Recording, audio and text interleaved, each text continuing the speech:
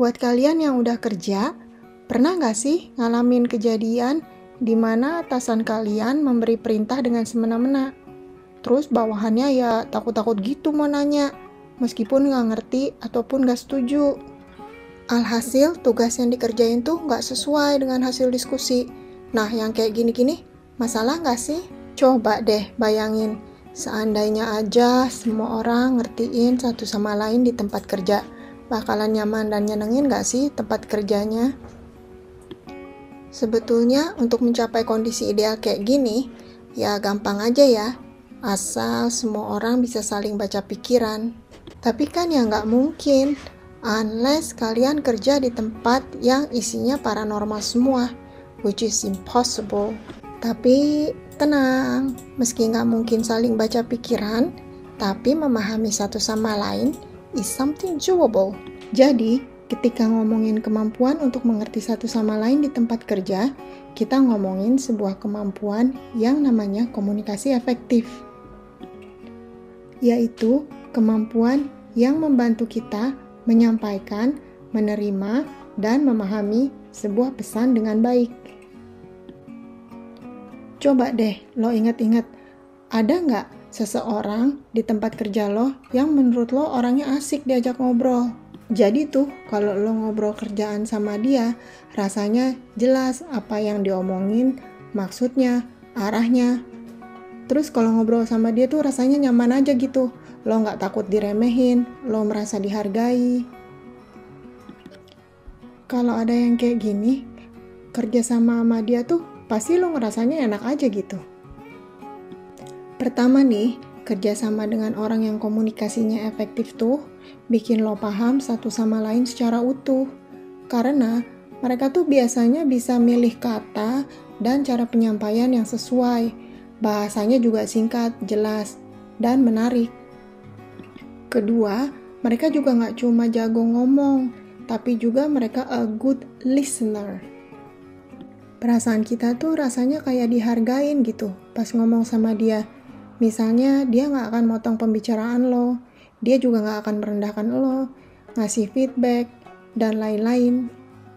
Dengan begitu, kerjasama bareng mereka jadi sangat produktif dan memotivasi setiap orang jadi kreatif dan berani menyampaikan idenya. Nah, dengan ide-ide yang kaya, hasil kerja pasti bisa jadi lebih inovatif.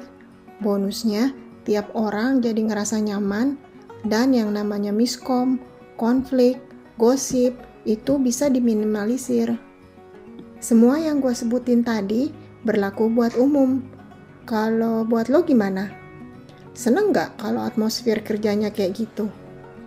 Biasanya ketika suasana lebih enak buat kerja, ya lo akan lebih produktif.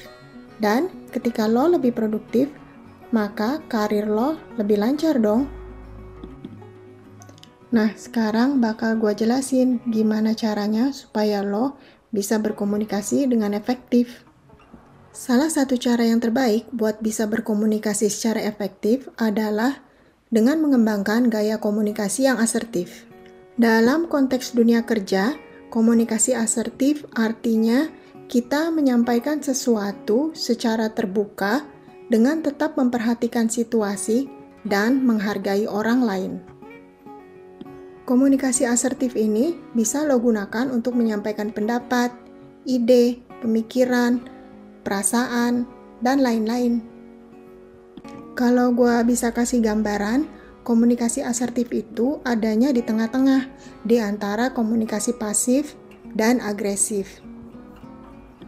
Kalau gaya komunikasi lo pasif, artinya lo nerima apa aja yang disampaikan oleh orang lain. Lo menjaga hak orang lain. Tapi, apa hak kita bakal terjaga?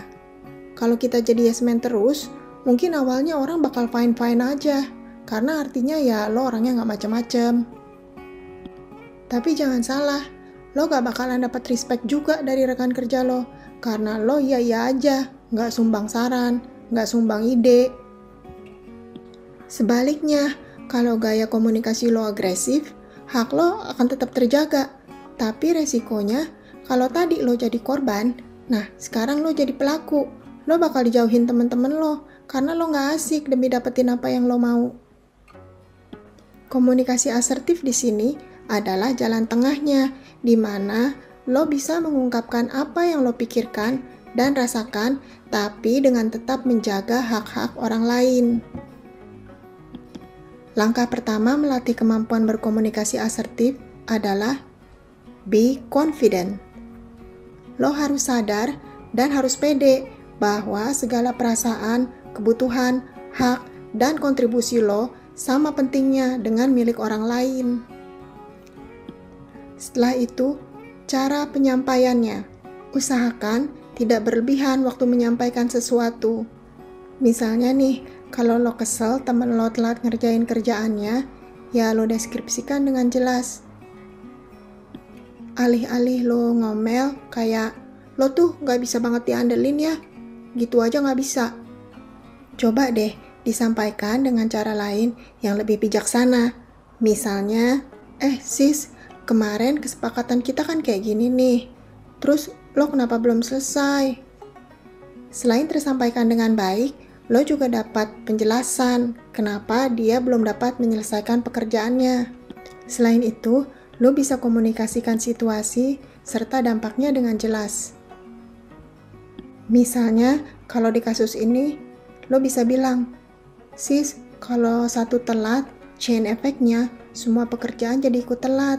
Jadi, apa nih yang bisa gue bantu? Kalau udah dijelasin situasinya, plus dampaknya, bisa lo tambahin pendapat lo.